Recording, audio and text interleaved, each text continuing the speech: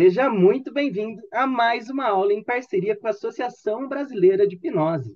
Eu sou Roberto Botelho, sou professor e mentor de hipnoterapeutas e hoje eu estou aqui para mais uma aula onde a gente vai falar sério sobre hipnose e hoje especificamente o tema é ecologia.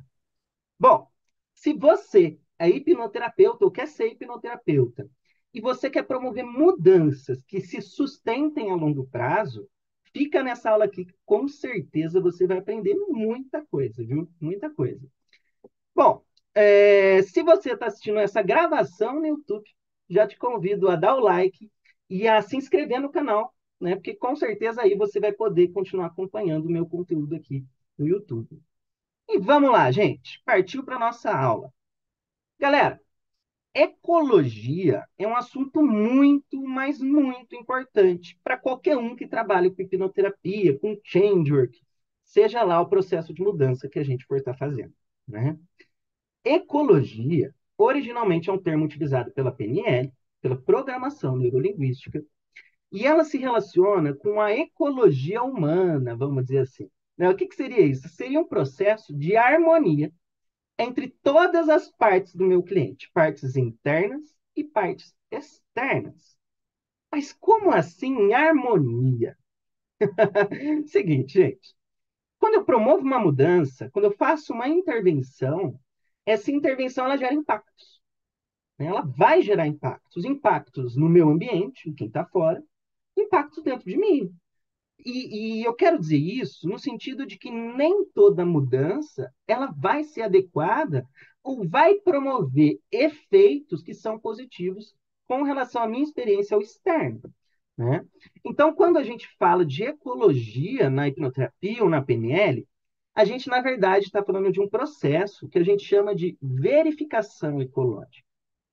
A verificação ecológica é um processo extremamente importante porque a gente, como terapeuta, a gente quer saber se a mudança que a gente está querendo promover, se ela vai ser benéfica ou se ela vai gerar alguns efeitos que não são muito legais para o meu cliente, né? Efeitos que vão poder atrapalhar a vida do meu cliente. Gente, nem toda mudança na hipnoterapia é benéfica.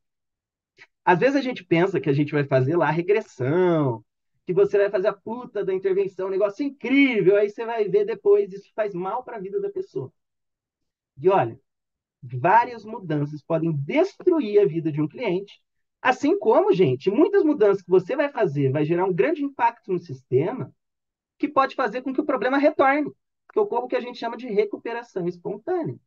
Então é o seguinte, eu estou dando uma série de aulas que começou no último encontro, né? No último encontro eu falei sobre ganho secundário, e essa aula de hoje está para complementar a última aula, né? Essa série de aulas que eu estou dando, gente, é uma série de aulas que está falando sobre os elementos que podem sabotar um processo de mudança, né? Porque a gente, como hipnoterapeuta, acredita que é só ir lá e fazer regressão e resolveu. Ou que é só ir lá fazer a intervenção, a sensibilização, a ressignificação e está ótimo. Né? O cliente sai da terapia sem sentir, você acha que o negócio foi incrível. Da 2 semanas o problema voltou. Né? Então, durante essa série de aulas que eu estou facilitando agora, eu quero que vocês entendam esses elementos que vão sabotar o processo terapêutico, que vão fazer com que uma mudança não se sustente a longo prazo. E a ecologia, junto com o ganho secundário, provavelmente é um dos principais elementos sabotadores de terapia. Né? E com a verificação ecológica, gente, eu quero saber qual que é o impacto que a intervenção que eu estou fazendo vai gerar no meu cliente ou no ambiente do meu cliente. Eu quero saber os impactos que vão acontecer a partir da mudança. Né? Então, a gente vai fazer isso para entender melhor para onde a gente está indo e para se redirecionar para uma solução ou para um recurso que seja mais adequado. E aqui o termo recurso adequado vai ser algo importante. Vamos dar um exemplo bem simples, gente. Chega o meu cliente, ele está com problema e ele fala assim, ó, Roberto, ele está com problema com o chefe dele. E ele fala assim, Roberto, o que eu precisaria aqui é conseguir colocar minha raiva para fora. Aí você vai lá, bota a raiva como recurso, segurança para o cara conseguir ir lá e botar a raiva como recurso. O que acontece como efeito disso? Ele é demitido. Ele vai lá, fala grosso com o chefe e é demitido. que é isso? Isso é uma mudança não ecológica. O recurso que foi colocado não foi um recurso adequado. A solução que a gente vai utilizar, às vezes, ela vai gerar mais problemas do que soluções. Então, ao trabalhar com um modelo de terapia que envolve mudanças, a gente tem que estar atento com esses efeitos colaterais a partir das mudanças que a gente vai estar fazendo. Porque nem tudo é positivo e nem tudo é adequado, né? Então, o nosso trabalho, inicialmente, é ajudar o nosso cliente a achar uma solução que seja adequada para o sistema, para o contexto dele, né? E aí, aqui eu já associo essa ideia de ecologia com a ideia de campo da Gestalt terapia, né? No sentido, gente, de que eu não posso olhar o meu cliente como uma ideia de causa e efeito. Não posso, não tem como. Eu tenho que olhar o meu cliente não como se o comportamento dele fosse fruto de algo, simplesmente de uma coisa só, e não é. O meu cliente, ele vai muito além do que está sendo apresentado ali para mim. Ele tem um contexto histórico, um contexto interno e externo muito maior do que tá sendo apresentado. E a gente tem que considerar essa visão holística do todo do meu cliente, né? Porque cada pessoa vai ter um background diferente. Basicamente é isso aí. Então, eu vou começar trazendo aqui alguns exemplos para vocês, para a gente ir construindo melhor um conhecimento em volta disso, né? Exemplo. Chega uma pessoa para mim, como terapeuta, e fala assim: Roberto, eu vivo num relacionamento abusivo, meu marido é extremamente abusivo comigo, e eu quero separar dele. Eu não consigo me separar, parece que eu estou presa a esse cara. Aí o hipnoterapeuta vai lá, faz uma técnica, uma intervenção, resolve essa trava de separar desse cara. Mas aí você vai ver, essa pessoa ela tem um filho, essa pessoa ela não trabalha, essa pessoa, para ela separar do filho, ela vai ter que ter dinheiro, ela vai ter que sustentar uma casa, ela vai ter que arrumar um jeito de deixar o filho em algum local para ela ir trabalhar. Se eu simplesmente fizer essa pessoa separar do marido, eu estou destruindo a vida dessa pessoa. Literalmente destruindo. Eu não posso simplesmente ir lá e querer promover uma grande mudança sem olhar o contexto disso que eu estou fazendo. Talvez, para eu lidar com essa pessoa, eu tenha que dar suporte para ela e ajudar ela a conseguir um emprego primeiro. Isso vai ser muito mais importante do que ajudar ela a separar. Isso é um exemplo de problema ecológico, né? Outro exemplo que eu já recebi como cliente. Uma vez eu recebi um cliente, gente, que ele veio com a seguinte demanda. Ele veio fazer um processo tipo coaching, né, uma mudança generativa, e ele trabalhava em uma indústria multinacional, e a demanda dele é que ele queria subir de cargo nessa empresa, ele queria virar diretor, e por aí vai. A questão é o seguinte, os principais valores dessa pessoa, desse cara, era família e liberdade. Gente, como que um cara que tem como principais valores família e liberdade vai virar o diretor de uma empresa multinacional? O diretor de uma empresa multinacional, ele tem que trabalhar de fim de semana. Ele só viaja. Ele trabalha, sei lá, mais de 12 horas por dia, fica no celular o dia inteiro. Como que ele vai ser diretor de uma empresa, sendo que ele vai ter que abrir mão de família e liberdade? Perceba que o desejo, a meta terapêutica desse cara não é adequado para quem ele é, para quem ele é como pessoa, como indivíduo. O desejo, a meta, conflita internamente com ele. Então, gente, não é porque você é um hipnoterapeuta, um programador neurolinguista, que você tem ferramentas maravilhosas de mudança, que você vai botar o recurso, vai botar a solução, e isso vai ser adequado. Não é. Não é. A gente vai precisar fazer uma análise, uma discussão sobre os efeitos e as consequências da mudança que está sendo feita. E aqui a gente vai ter dois tipos de ecologia: a ecologia externa e a ecologia interna. Ecologia externa são os efeitos relacionados ao ambiente. Exemplo da mulher que quer separar do marido, mas ela tem um filho e não trabalha. Aqui eu estou falando de ambiente, problema mais externo. É diferente desse meu cliente que quer virar diretor de uma multinacional, tendo como principais valores família e liberdade. Aí o problema ecológico aqui é interno. É ele com seus próprios valores, ele conflita consigo. Né? Então a gente vai ter que fazer essa verificação ecológica e descobrir os impactos que isso vai causar, tanto internamente quanto externamente na vida do cliente. E aí, problemas ecológicos são os principais tipos de problemas que vão sabotar o processo terapêutico, vão fazer o problema voltar a disparar. Né? Vamos pegar esse exemplo desse meu cliente que quer ser diretor de uma multinacional. O que, que ia acontecer com ele durante o processo, gente? Ele ia se sabotar. Ele ia se sabotar. O processo terapêutico ia acontecer, ou a vida dele ia ser destruída, ele ia ficar mal, ou ia vir comportamentos de autossabotagem. E aí você ia fazer intervenção, ia fazer intervenção, ia fazer intervenção e não ia gerar o resultado. É engraçado que a gente, como hipnoterapeuta, muitas vezes, a gente pensa que a gente tem a solução mágica, e não tem a solução mágica na nossa mão. Às vezes tem tanto mais coisa envolvida, gente, que isso vai impedir que a mudança aconteça. Ah lá, o Aurelvaldo falou: entendo que uma terapia holística passa obrigatoriamente pela prática do bom senso e pela análise do todo. Justamente, Aurelvaldo, e essa análise é o que a gente vai chamar aqui de verificação ecológica. A gente até tem um método para isso, e eu vou estar passando esse método aqui para você, tá? Bom, é... ah lá, o Isaías falou o seguinte: uma outra visão é olhar pelos níveis neurológicos do ser, como ambiente, comportamento, capacidade, crenças fora da clínica. Muito bom, Isaías. Os níveis neurológicos, gente, eles vão verificar falhas de ecologia, sim, tanto externas quanto internas, né?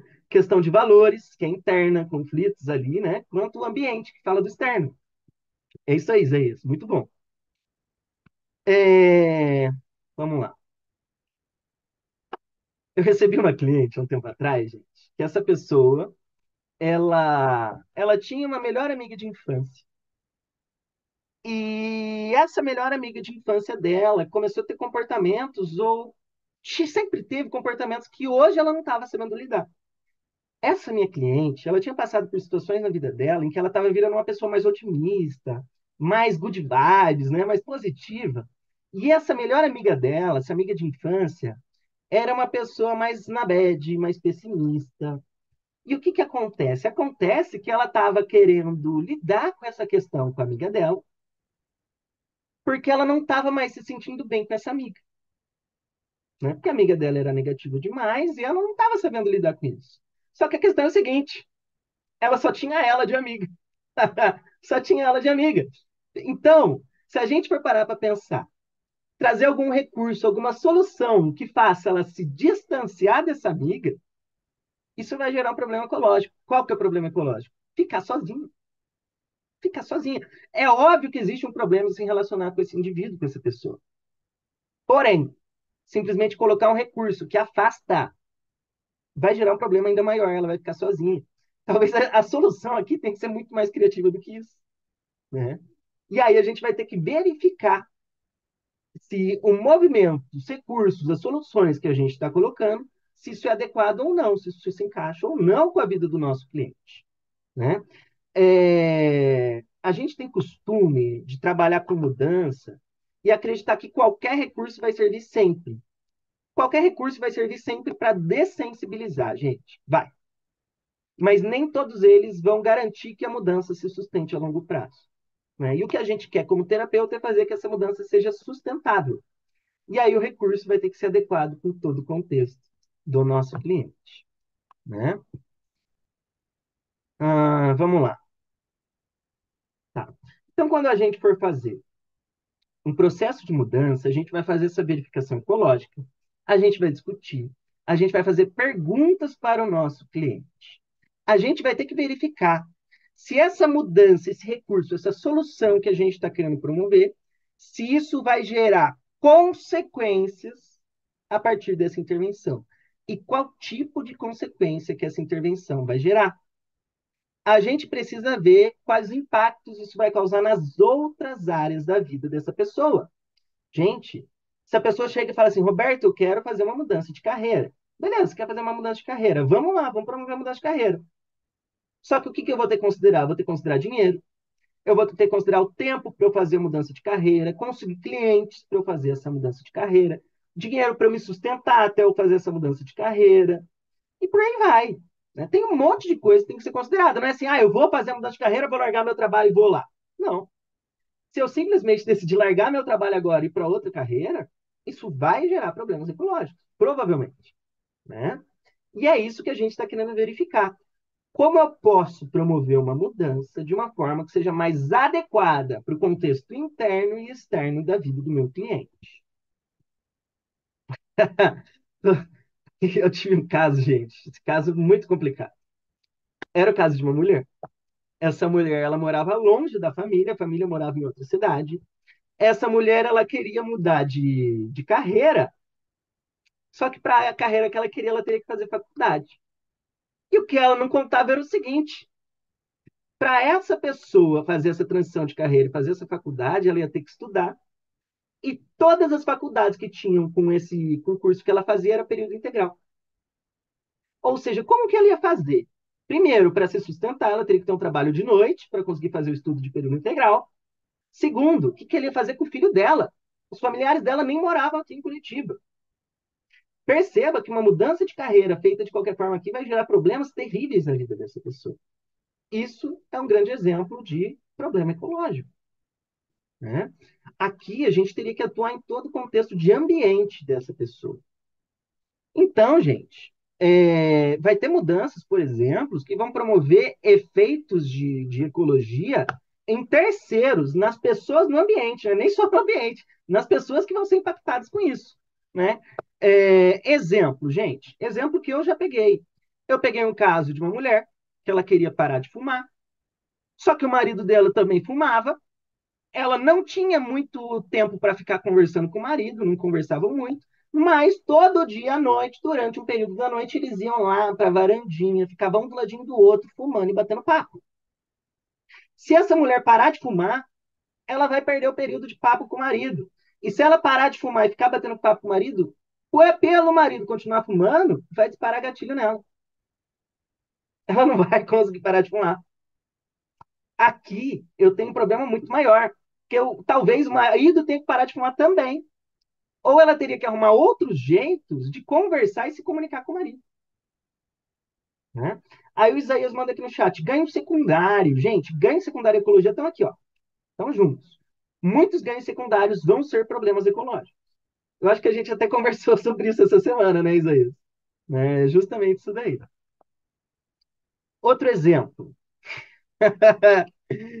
A pessoa, ela quer ser mais assertiva. Ela quer dizer não com maior facilidade. Aí você bota o recurso assertividade. Na semana que vem você vai conversar com essa pessoa, ela tá dando coice no marido ou na mulher dela. Tá sendo assertivo demais.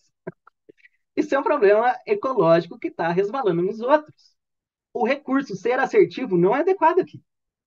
Por quê? Porque não é só ser assertivo, como ser assertivo. Né? Então as soluções, gente, têm que ser estudadas. Não é qualquer solução que você vai colocar que vai se sustentar. Se eu colocar assertividade e começar a dar coice no marido, o marido vai ter um efeito resposta disso e o problema vai voltar a disparar. Gente, aqui está o negócio. Não é porque você fez a intervenção hipnótica incrível, que você fez aquela baita sessão, ressignificou que nem ninguém, terminou, não disparava mais o Estado, que o problema não vai voltar nunca mais. Na verdade, você vai fazer essa intervenção, não vai disparar e o problema pode voltar. É uma ilusão nossa achar que não disparou mais na clínica, o problema não volta mais. É uma ilusão. Tá? A gente tem a sensação que não dispara mais porque você testa gatilho e não dispara na clínica. Mas não é porque aconteceu isso que o problema não vai voltar. O Lucas manda no chat, até bateu na almofadinha. Fez o cara bater na almofadinha, o problema voltou depois, pô. Tinha que ter batido mais. Vem isso. Ai, ai. Um outro caso que eu recebi. Eu recebi uma mulher que ela queria emagrecer. Só que essa pessoa, essa mulher, ela só se reunia com as amigas dela para comer. A reunião com as amigas era para bater papo, para beber vinho ou para comer bolo. Gente, de duas, uma. Ou ela desiste de emagrecer, ou ela arruma novos amigos. Ou, não, três, tem outra solução aqui, né? Se reunir com as amigas em outro contexto, né? Então perceba, gente, que não é só encaixar a solução ali, não é só achar recurso que o negócio vai ser adequado. A gente vai ter que fazer um estudo em cima disso, né? Ah lá, o Lucas manda assim, o problema real era ela não nos convidar para essas reuniões. Justamente, me chama para comer bolo. Comer bolo e tomar vinho, tô dentro. Bem isso mesmo. Aí o que estava acontecendo com essa mulher? Essa mulher, ela estava se distanciando das amigas, né? Ela estava fazendo um processo de se distanciar das amigas, porque ela queria emagrecer, que era muito importante para ela emagrecer, só que isso começou a gerar efeito colateral, porque ela estava sozinha, o que ela fazia? Comia. O problema está aí, né? Aumentou o próprio problema dela. Então, gente, a própria mudança vai resvalar nos outros muitas vezes. Se não é nos outros, pode ser no externo, mas que reflete em mim, ou dentro de mim mesmo, no interno, né? E quando eu falo interno, eu estou falando sobre conflitos de valores, ou conflitos entre o que eu penso e o que eu sinto, e por aí vai, né? Isaías, eu vou responder para você sua pergunta no fim desse encontro. Eu vou trazer essas perguntas aqui, tá? Então, gente, percebam que por mais que a gente queira promover uma pequena mudança, essa pequena mudança ela pode sim gerar um grande impacto dentro do sistema. E o nosso objetivo como terapeuta é criar, promover mudanças que sejam adequadas e que se sustentem a longo prazo. E para eu garantir que a mudança vai se sustentar a longo prazo, eu vou precisar discutir com o meu cliente sobre isso. Né? A gente vai precisar fazer essa verificação de ecologia e discutir muito com o cliente sobre o que está sendo feito ali. Né? Então, muitas vezes, o problema ecológico vai vir por metas irreais que estão sendo estabelecidas na terapia. E quando eu falo metas irreais, são terapias breves, né? Porque essas metas podem acarretar um problema maior do que o problema inicial.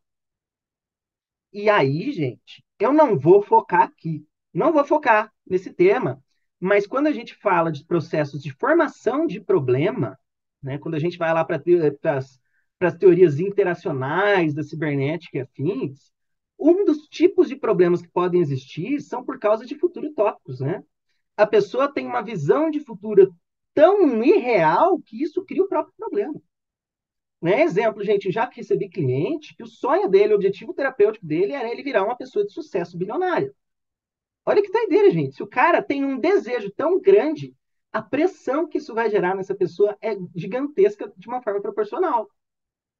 O simples fato do cara ter essa meta, esse desejo, vai acarretar problemas na vida dele. O desejo acarreta problemas. Né? Então, basicamente, é isso aí. Vamos pegar um exemplo que eu recebi como cliente e que eu fiz a intervenção errada. Eu recebi um cliente há um tempo atrás, esse cliente eu acompanho ele, né? Acompanhava. E um dia ele chegou com a seguinte demanda: Roberto, chega 2 da tarde, depois do meu almoço, eu tiro uma sonequinha, e a sonequinha dura de 1h30, 2 horas. Só que essa soneca de 1h30, 2 horas, ela estraga o meu dia, porque eu perco a tarde inteira, e quando eu vi, eu não rendi, eu não fiz nada. Aí eu fiz a intervenção, fiz com hipnose, não dormiu. Não dormiu, não teve mais a sonequinha à tarde. Só que ele voltou na sessão seguinte, quando eu vejo ele, ele estava parecendo um zumbi. E aí eu fui conversar com ele, pô, fulano, o que está acontecendo? Parece que tá meio desgastado, meio cansado. Aí ele vira dizer, Roberto, acho que eu ando meio cansado mesmo. Gente, eu fui ver. Esse cara, ele ia dormir às 2 da manhã e acordava às 6, 7. Gente, ele não dormia. A sonequinha da tarde tinha a função de descansar o corpo dele.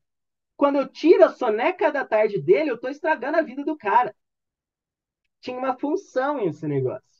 Então perceba que tirar a sonequinha dele gera um problema ecológico muito maior. Muito maior. Tá. Outros exemplos de problemas ecológicos relacionados ao ambiente. A pessoa que está querendo estudar ou está querendo trabalhar, mas está na frente do computador com a aba do Facebook, do WhatsApp e do Instagram aberta. Isso é um problema ecológico. Se essa pessoa não tirar esses elementos do ambiente, dificilmente ela vai conseguir promover uma mudança. Nesse caso, o que a gente tem que fazer? Lidar com o ambiente. Ambiente. Gente, no encontro passado, que eu falei de ganhos secundários, ficou claro que muitas vezes a solução não envolve intervenção hipnótica. Muitas vezes a solução não é hipnose, é ambiente.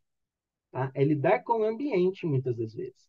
Não vai adiantar você ser o baita hipnoterapeuta que vai hipnotizar, vai falar Cirilim, Salabim, que o negócio vai funcionar. Não. Aí, agora, eu vou dar um outro exemplo que é ecológico, mas eu volto para a ideia de níveis neurológicos que o Isaías trouxe aqui no começo. Muitas vezes, gente, o problema que a gente vai ter é falta de habilidade. A gente pensa muitas vezes na terapia que é crença limitante. Não, você tem crença limitante. Vamos quebrar essa crença limitante. Você é capaz. Mas aí você vai ver a pessoa não tem habilidade para executar o negócio. O que adianta ela pensar positivo e se achar que é capaz, sendo que ela não tem habilidade para lidar? Habilidade pode ser um problema de ecologia também, né? Dentro de alguns contextos. Às vezes, o problema não vai, a solução não vai vir quebrando uma crença. Às vezes, a solução vai vir estudando, desenvolvendo uma habilidade, um comportamento que seja mais adequado. E aí sim a gente vai conseguir trabalhar com a ecologia. Né? Então, gente, isso que a gente vai chamar de verificação ecológica, a gente pode entender como uma ideia de verificar as resistências, os efeitos colaterais que uma mudança vai promover. Os efeitos colaterais das resistências internas e os efeitos colaterais das resistências externas do meu cliente. E se você não fizer uma boa verificação ecológica, dependendo do recurso ou solução que você colocar, você pode criar problemas graves para a vida do cliente ou ampliar o efeito de autossabotadores dele. Tá? Isso vai fazer com que uma mudança não se sustente dentro de alguns contextos específicos. E aí a gente até poderia voltar para aquela discussão que a gente estava tendo lá no grupo hoje, né? De que a gente muitas vezes tem a ideia de raiz, né? Ah, isso é a raiz do problema, vou resolver a raiz. Se resolve a raiz, mas o problema não se resolve. Por quê? Porque, gente, tem muita coisa envolvida no problema. Tem muita coisa envolvida.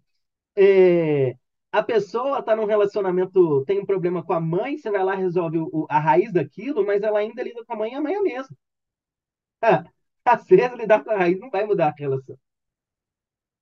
Então o problema, ele pode não disparar na possessão, mas voltar a disparar depois, né, com a tal da recuperação espontânea. Então a verificação ecológica vai envolver a gente fazer uma análise se o cliente vai alcançar a meta desejada X a custo de Y. Qual é o custo que vai vir acompanhado da meta terapêutica X? É isso que a gente está querendo entender. Né? Bom, agora vocês já devem estar entendendo o que é essa verificação ecológica. Né? Vamos começar a falar sobre como que a gente pode fazer essa verificação ecológica. O método que eu vou estar apresentando para vocês aqui é um método que é baseado no trabalho do Bender e do Grinder, ou seja, PNL, né? Uma misturinha do que os dois fazem. Eu falo que é uma misturinha por quê, gente? Porque cada um dos dois faz de forma diferente do outro. Tá? PNL, vocês já sabem, tem várias linhas diferentes. Então, a estrutura que eu vou trazer aqui para vocês é a seguinte. Eu vou até colocar no chat aqui para vocês. Vamos lá. Primeiro passo é definir e negociar a meta com o cliente. Né? Definir a meta. Definição da meta é o primeiro passo. Só que para essa definição da meta, o ideal é que a gente utilize métodos de segmentação, como, por exemplo, o metamodelo. Né? Trazer uma meta que seja realmente específica para o cliente ali. Segundo, a gente vai ter as perguntas de verificação de ecologia. Terceiro, a gente vai fazer a aplicação da lógica cartesiana, que é a técnica de ganhos e perdas. Quarto, verificação de ponte ao futuro. Quinto, amadurecimento dessa meta. E sexto, obter feedback e reajustar a rota, que seria talvez mudar a meta. Vamos lá, vamos abrir esses tópicos aqui para vocês entenderem. Vamos falar individualmente desses elementos. A primeira etapa é definir a meta com o cliente. E a definição de meta, gente, tem 1000 formas diferentes. Pode ser mais ou menos específica, né? Pode usar meta smart, uma meta mais aberta. O que eu sugiro para você, no mínimo, dominar o metamodelo. Né? O metamodelo, que aquele modelo de linguagem da PNL vai ajudar muito a gente a estabelecer metas de uma forma eficiente, né? Tendo criado a meta, o recurso desejado, seja lá o que for, gente, a gente vai para o segundo passo lá, que é a tal da verificação ecológica. E para fazer a verificação ecológica, a gente tem um monte de perguntas que a gente pode fazer. Vou mandar aqui no chat para vocês essas perguntas. As perguntas que a gente pode fazer são quais? Gente, antes de eu fazer essas perguntas aqui, não fiquem presos às perguntinhas que eu estou passando, tá? Entendam o que essas perguntas querem fazer e façam do seu próprio jeito. Vocês não precisam estar imitando a estrutura que a PNL segue, tá? Antes de eu falar essas perguntas, Eduardo, quer fazer uma pontuação? Tá. Voltando, gente. Que perguntas que a gente pode fazer? Primeiro, você sente que sua vida vai ser o melhor ao alcançar isso? Você acha que ela vai melhorar se você alcançar essa meta? Essa mudança que você está querendo fazer aqui, ela vai te atender bem? Essa mudança, ela vai ser adequada para as suas necessidades? O que você realmente vai ganhar com isso? Quais são as novas escolhas que isso vai te trazer? Isso aqui te traz novas possibilidades? Quais são as limitações que essa mudança vai te trazer? Quais são as áreas da sua vida que vão ser beneficiadas com você promovendo essa mudança? Quais são as áreas da vida que essa mudança vai prejudicar? Existe alguma parte sua aí dentro que discorda ou que pode sabotar essa meta, essa mudança que a gente está promovendo? Quais vão ser os resultados específicos imediatos que essa mudança vai promover? Quais são os resultados a longo prazo que essa mudança vai promover? Quem mais vai ser afetado por essa mudança? Essa mudança realmente te leva ao objetivo que você quer? Você se sente seguro de que você realmente quer alcançar isso daí? Como você vai saber que você alcançou o resultado desejado? O que você vai ver que vai te dizer que você alcançou esse resultado? Promovendo desse jeito a mudança, você vai alcançar isso? Então percebam, gente, que existe uma série de perguntas diferentes que a gente pode fazer que vão descobrir se vai ter perdas a partir disso ou se o resultado realmente é alcançado. Então, muitas vezes, o cliente ele vai poder ter um problema, por exemplo, com a mãe, e o recurso que vem é brigar com a mãe. Só que, na verdade, todo esse problema relacionado com a mãe vem de um desejo de ser amado e de amar a mãe. Brigar com a mãe rompe com essa essência do próprio problema. Brigar com a mãe vai transformar a sua vida em algo melhor? Você vai se sentir melhor com isso? Qual efeito isso vai gerar a médio e a longo prazo? Como que vai ser você daqui a 10 anos tendo brigado com a sua mãe agora? Então percebam, gente, que não é qualquer recurso que vai resolver. Você vai precisar abrir o tópico, discutir, por aí vai. E aí eu já trago uma outra questão aqui, gente. É o seguinte: duas pessoas com o mesmo problema vão ter impactos diferentes. E os problemas ecológicos dessas duas pessoas com o mesmo problema vão ser diferentes.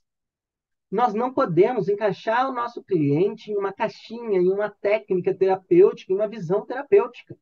A verificação ecológica ela não pode ser feita pela sua intuição como terapeuta. É óbvio que muito vai vir intuitivamente, mas você não pode acreditar só na sua intuição. Você vai precisar discutir com o seu cliente sobre isso. Porque cada indivíduo é um indivíduo único. E não é porque você recebeu um cliente que tinha um padrão X que o outro cliente vai ter o mesmo padrão.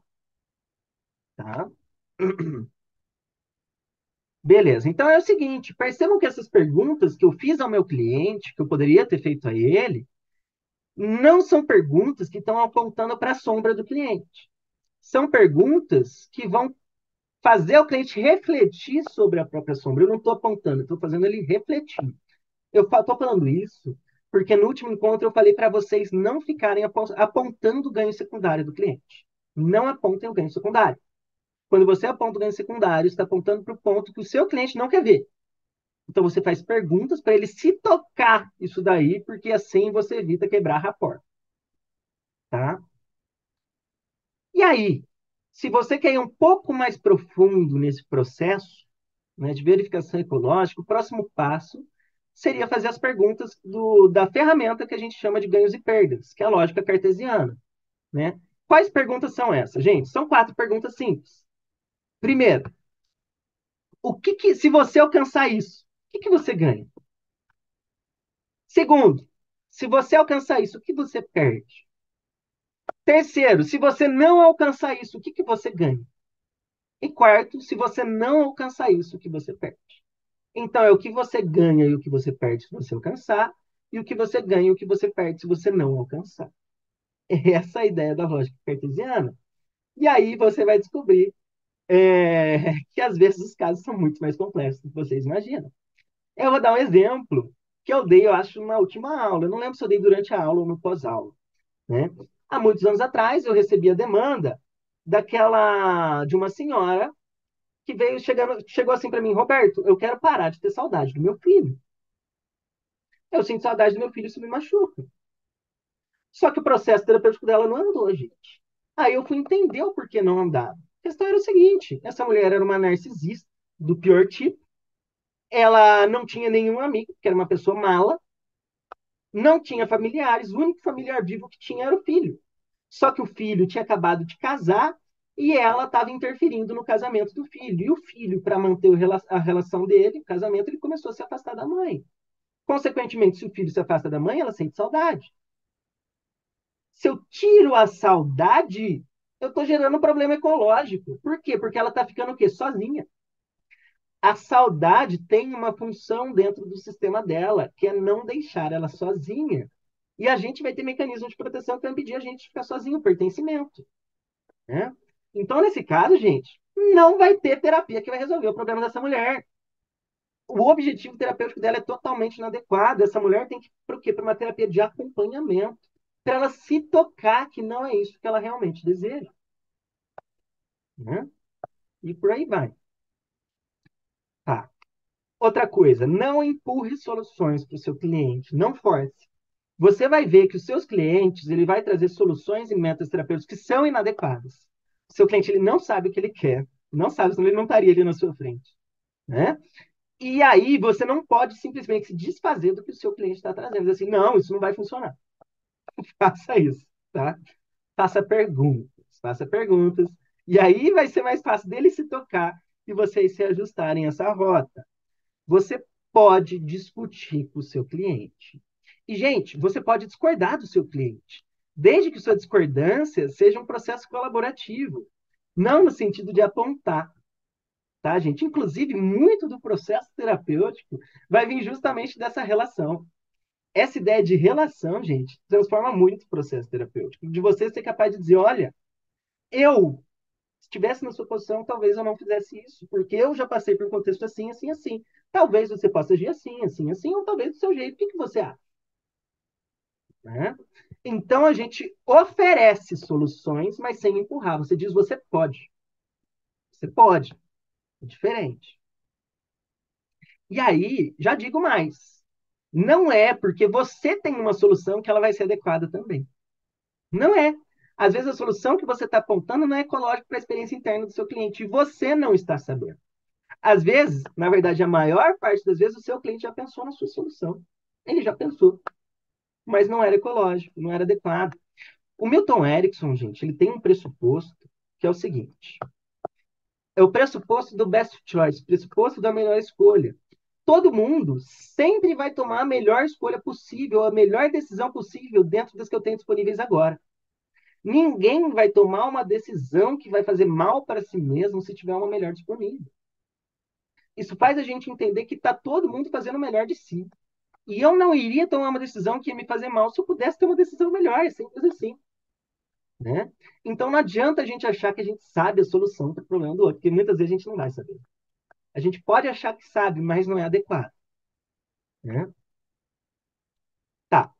Aí a gente vai para o quarto passo. Vamos lembrar primeiro do primeiro, segundo, terceiro passo. Primeiro passo é definição de meta. Segundo passo é fazer as perguntas de ecologia. Terceiro passo é aplicação da lógica cartesiana, técnica de ganhos e perdas. O quarto passo é o quê? É a ponte ao futuro. Né? Gente, a ponte ao futuro é uma das formas mais simples de fazer uma verificação ecológica, tá? Porém, a verificação ecológica que a Ponte ao Futuro faz é uma verificação ecológica mais interna, né? A Ponte ao Futuro, gente, ela vai ajudar a gente a verificar se está tendo um conflito interno com o cliente, apesar da mudança que está sendo promovida, né? E é comum a gente fazer verificação ecológica sempre que terminou um processo de mudança, né? Quer dizer, fazer uma ponte ao futuro sempre que terminar um processo de mudança. Só que é o seguinte, gente, fazer a ponte ao futuro garante que a gente vai conseguir verificar a ecologia como um todo? Não. A ponte ao futuro é uma das possíveis verificações. E como seria feita essa ponte ao futuro? Você vai jogar o cliente em um futuro onde o problema está acontecendo. E vai ver como ele vai reagir a essa possibilidade de problema. É claro, gente, ponte ao futuro tem outros significados também. Né? Mas nesse caso específico aqui, seria você jogar o cliente para o futuro onde o problema está acontecendo e ver o que, que vai acontecer lá. Beleza. Essa ideia de ponte ao futuro, gente, é ótima. Sempre indico colocar o cliente no futuro dentro do problema para verificar se o problema ainda dispara ou não. E aí, essa ponte ao futuro você pode fazer conversacionalmente ou formalizadamente. Né? Aí, você vai fazer a intervenção, vai mandar o seu cliente para casa, o seu cliente vai para casa, ele vai viver a realidade, e quando ele viver a realidade de fato, aí sim a gente vai descobrir se vai existir um problema ecológico ou não. Porque por mais que você faça 1.000 perguntas de verificação ecológicas para o seu cliente, que você faça lógica cartesiana, que você faça ponte ao futuro, que você de fato vai conseguir verificar todos os problemas ecológicos. Alguns dos problemas ecológicos você só vai conseguir verificar com a experiência real. E aí a gente cai naquele problema inicial. Terapia de uma sessão muitas vezes não vai resolver. Por quê? Porque você só vai conseguir verificar com a experiência da realidade. O cliente, você vai fazer a intervenção, o cliente vai viver, ele vai descobrir o que está acontecendo e a partir disso você vai ter que operar de novo nesse sistema. Tá? Isso mostra para a gente que terapia de uma sessão só é cilada.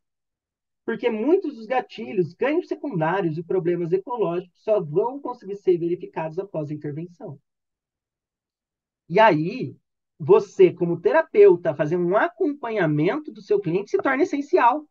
Você precisa obter o feedback desse seu cliente, de como foi a experiência dele. E a partir daí a gente vai para a última etapa, que é o quê? É a reorganização da rota. Às vezes, você vai acabar mudando a meta terapêutica durante o processo terapêutico. Às vezes, durante a terapia, o seu cliente vai descobrir quem ele é. E aí ele vai se tocar que o objetivo que ele estava trazendo não era o que de fato ele queria, que não é adequado, e você vai reorganizar essa rota para algo que seja mais interessante e adequado para as necessidades dele, para quem essa pessoa é, como indivíduo. Como indivíduo. Então, presta bastante atenção nisso. Se você é um terapeuta que trabalha orientado para meta, para solução, saiba que está tudo bem você mudar de meta. Porque a meta terapêutica pode mostrar para o seu cliente que ele não é aquilo que ele pensava. E aí, vocês vão ter que mudar essa rota, mudar o caminho. E faz todo sentido estar mudando esse caminho. Tá? Tecnicamente, gente, terapia não tem o objetivo de garantir que vai promover uma mudança. Mas se a gente quer se focar em mudança, né, a gente vai ter que fazer essas verificações. E aí, muito da terapia vai trazer esse autoconhecimento para criar metas mais adequadas e rotas mais adequadas. Tá? Bom, gente, acho que basicamente é isso.